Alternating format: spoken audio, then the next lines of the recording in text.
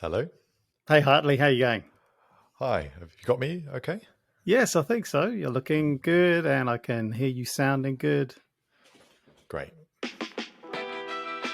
It's A Plus Weekly, my news roundup of what's caught my eye this week in the tech world, focusing on the Apple ecosystem, out first on YouTube as a video podcast, and then on the usual podcast platforms. The show this week is a little different. I'm talking with Hartley Charlton in the UK, senior editor at MacRumors and co-host of the MacRumors Show podcast.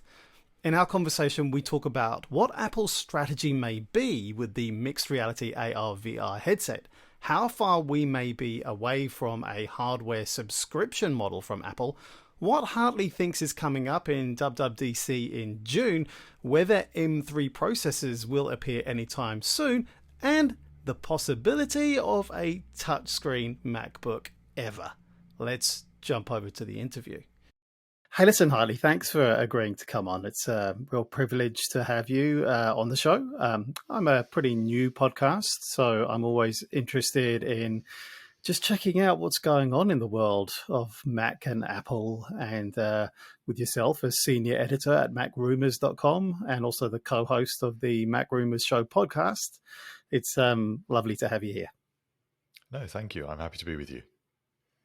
Now, listen, I've been thinking and talking about the this headset, this AR VR headset, which is, looking like it's going to be coming out in WWDC at the beginning of June, which will be almost a month away now.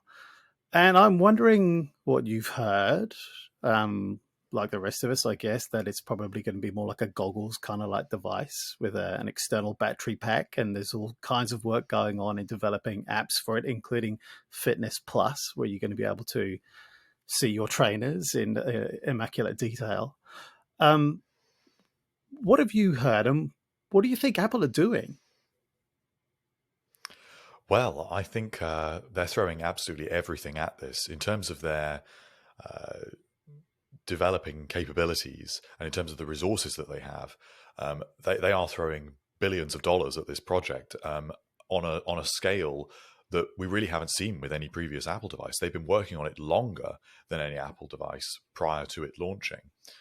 And in terms of its actual capabilities, it seems like they're really using the iPad as a basis for how this device will work, in the sense that it's sort of a bit like an iPhone, but bigger and slightly more immersive, but not quite as nuanced or technically involved as a Mac. So it seems to me that the sense in which it is based on iOS is that it is actually based on iPadOS. And that is how it delivers quite a sort of broadly spanning experience to enable that extra level of immersion that is necessary in this category of device. That's an interesting parallel. I bought the first iPhone. I went to LA. I queued up and I got it, and I bought the subsequent ones too, all the way up to iPhone 4. I passed on the first iPad. I remember being in LA and picking it up and kind of like, I thought it was nice, but I couldn't really see the point. And, I'm a big Star Trek fan, love to walk around with one of those tablets and stuff. But I wonder whether many people like me are kind of going to look at the first one and say, meh, what's the point of that? I think that will be the reaction. I think that the other issue is that a lot of people have a very fixed idea in their mind of what using these sorts of devices will be like. And that is going to be a very hard perception to shift, because with other devices like the Apple Watch or indeed the iPad, you sort of knew what to expect going into it. And it's quite easy to demonstrate as well. But it's going to be very hard to actually demonstrate this device without actually getting your hands on it. So I think that the other thing to consider is that this device will be more unfinished than some of the others upon launch as well. So although Apple won't say that, Apple will present it as though this really is a device for everyone. Realistically, it isn't. Realistically, this is actually quite an unusual Apple device in that it is really for enthusiasts, and people with very specific professional workflows that can work in 3D space, things like design, architecture, those sorts of workflows. But other than that, it will be people like you and I, perhaps, that have an enthusiast interest, but the average person, maybe not so much, at least in the first generation. But that's why the bigger picture here is XROS, which is the platform that the headset will run, and making that iterate and mature over time as to be suitable for a whole host of devices, and in the long term moving this into glasses, and eventually, I suppose Apple hopes to take the emphasis off the iPhone and onto augmented reality. Yeah, that's really interesting. But I guess people with big wallets too, as well as people who are like really interested, because it's going to be costly, the first generation. And I think, you know, this idea of it kind of trickling down eventually to kind of like a consumer product, maybe 2 or 3 generations down the line, once they've built up that interest and built up the kind of utility where people see the point of how it is that you're going to use it. I wonder how hard it is for Apple, how hard it's going to be for them to break out of the kind of metaverse sort of like memes and sort of like way of using it that we've seen. Because, you know, I've been distinctly unimpressed with how that's being kind of like presented. And I wonder whether they might be a bit trapped by that to start off with, and what they might do to kind of break people's perceptions as to how how goggles are going to work. I agree. I think that is one of the biggest issues that they face. But the one thing that I would say is to not underestimate Apple's ecosystem advantage. When you buy a MetaQuest headset, the integration with even something as simple as messages is going to be nowhere near as streamlined as it will be with Apple's headset. And of course, if it runs, as we believe it will, iPad apps in 2D space, which is a little bit strange in ultimately a 3D device, but that is opening up an ecosystem where you can get your favorite task manager, your favorite calendar app, and you actually can get work done in a limited way, possibly at first, for a lot of workflows, but in the same sense in which you can get work done on the iPad. So they have more of an advantageous position, I would say, than Meta, but just because of that ecosystem and because of their experience with running these sorts of app stores and with other features like notifications and features that we've got used to using, like spatial audio. When you see these sort of ecosystem advantages, connecting AirPods, these will make it a richer experience that will hook people in a little bit more easily, I think. But again, it will take time. It's an interesting parallel, isn't it? Because I guess when Facebook and Meta came out with the metaverse, it was really thinking about, you know, well, how does that sit with a different software platform, Facebook, how people were using it? Whereas I think with the headset, I think people are thinking, how does this relate to another hardware offering, the iPhone or the iPad? So it's kind of not really the same. But as you say, they've got this kind of like software, common software platform underpinning it all. But yeah, I wonder how that's going to pan out. I mean, is this a replacement or is it an adjunct? Is it a next to and with your iPhone or iPad? At first, it definitely will be an addition to, in much the same way. Again, I come back to the iPad parallel, because as much as Apple likes to tell you that the iPad is a fully fledged and independent computer, realistically, most people have an iPad alongside a Mac, or certainly alongside an iPhone. And so perhaps for as long as this headset exists in terms of what would be, in terms of form factor, a virtual reality headset, I can see it being an addition to other Apple devices. And Apple certainly wants you to continue buying its other devices alongside the $3,000 price point of this one.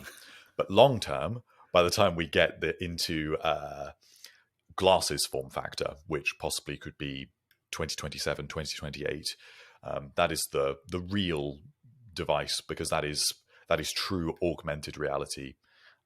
This device will only offer pass-through, and it's questionable how good that actually will be when your face is fully enclosed in the headset. And that is why it will need to really be with that second class of device that we can perhaps see it starting to replace the iPhone a little bit more actively. Yeah.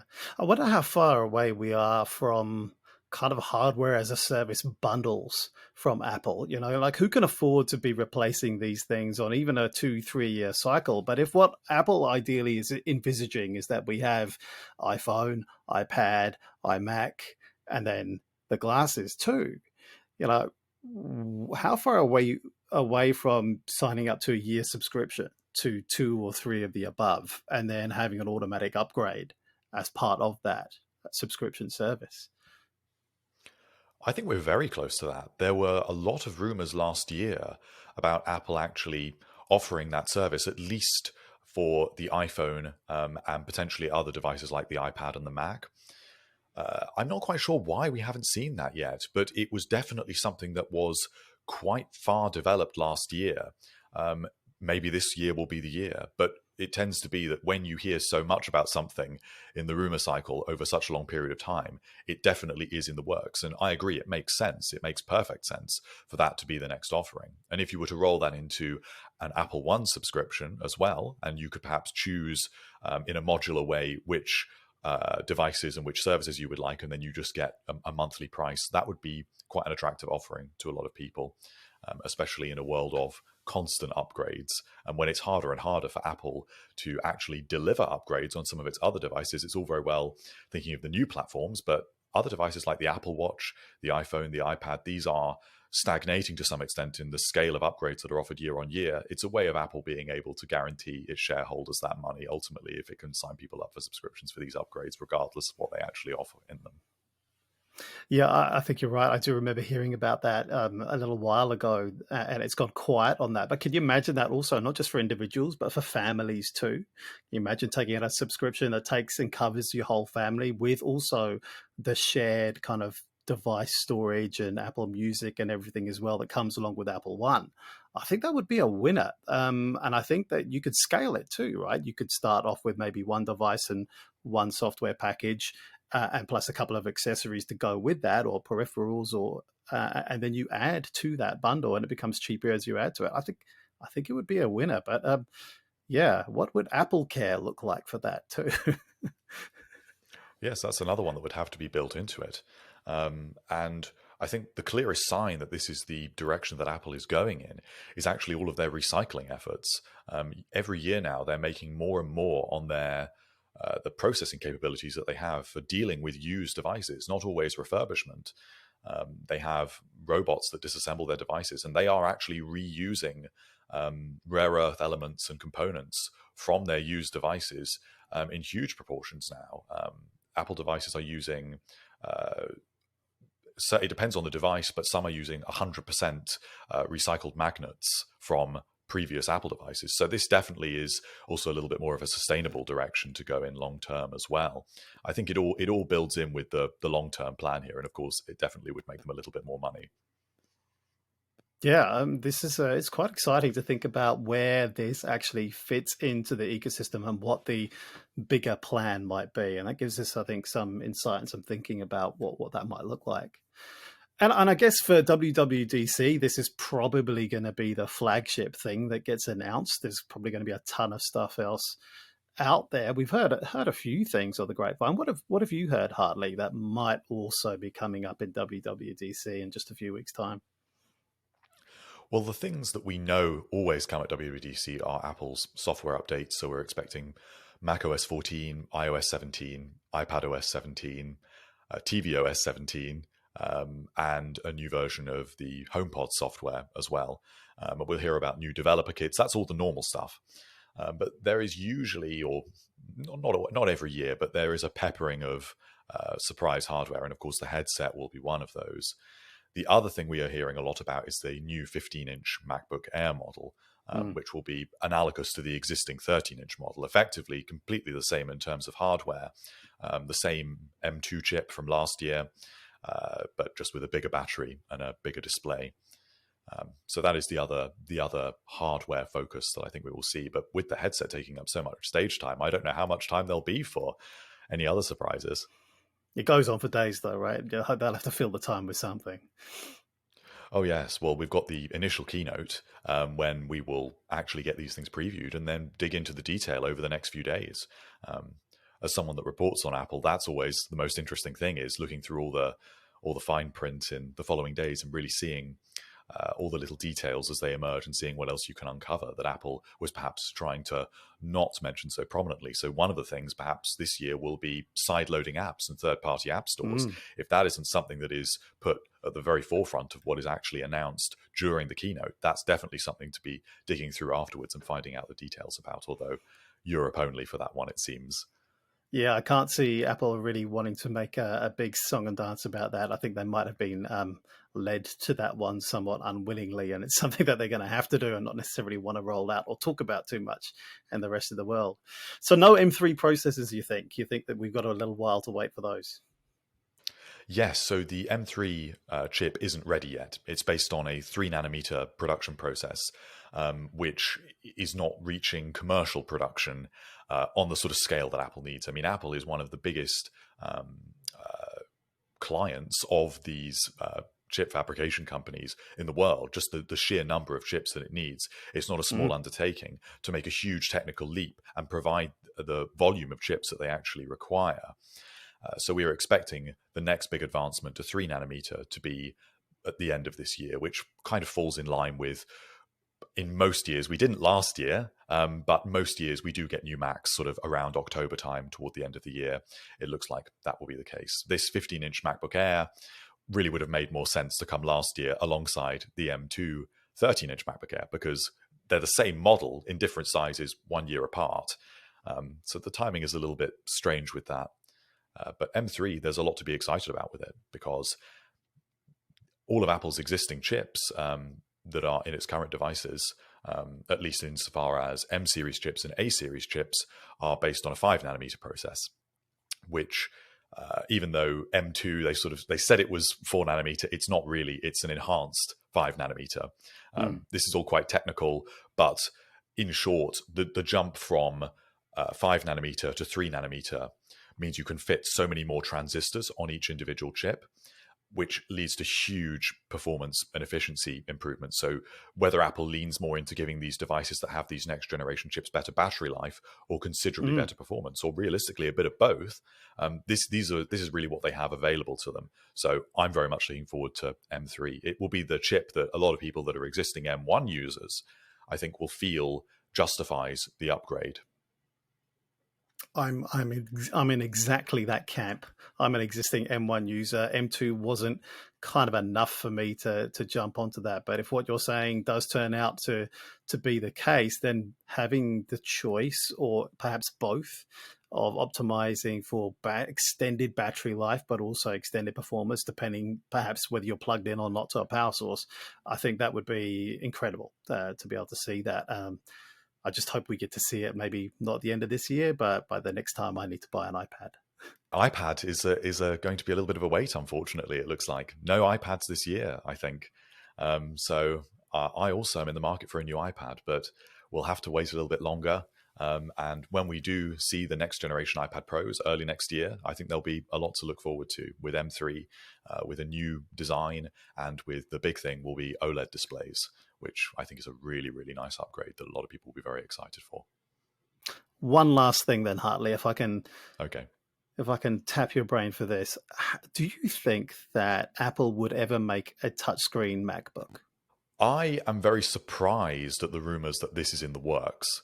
I can't quite fathom the advantage of doing this, but the thing that tells me that they are doing this is the macOS Big Sur redesign. Because the touch targets, they're not touch targets, they're for a cursor on a desktop operating system, and yet everything was moved and redesigned as though it was a touch target, which would suggest that they have basically already started to build in support for touch as an input mechanism. Just simple things like little sliders have been turned into sort of large toggles that you would expect to see on iOS. A little bit like the controversial system settings redesign. That looks like something that happened last year to accommodate touch input. So I can't see why you'd need it. Maybe it is just another selling point for when we really are reaching the technical edge of what the Mac will be able to do a few years down the line. And just it's another quality of life feature. If you want to reach up, you're maybe by that time, there will be a lot more iPad users that are used to just, dragging apps around and that sort of thing. So maybe it will just be something that, an Apple Store employee can say, yes, now it has a touchscreen as well. But maybe it's not too much more than that. But I think it is coming. Yeah. Oh, interesting. Interesting times that we live in now. I'm looking forward to WWDC, and I'm looking forward to reading all about it at MacRumors as well. Thank you so much, Hartley, for joining me today. I really appreciate it. Thank you. Have a good rest of your day. Thank you very much. I hope you've enjoyed that interview, a first for this podcast. If you're watching on YouTube, subscribe and hit that bell to make sure you don't miss my next video. And on audio, be sure to hit follow or something like that to get my next show. I'm Saab Johal, and this channel is A+. Thanks for being here right at the end of this new format show that will appear every now and again. Let me know what you thought and drop me a comment. Thanks for tuning in. Cheers and go well.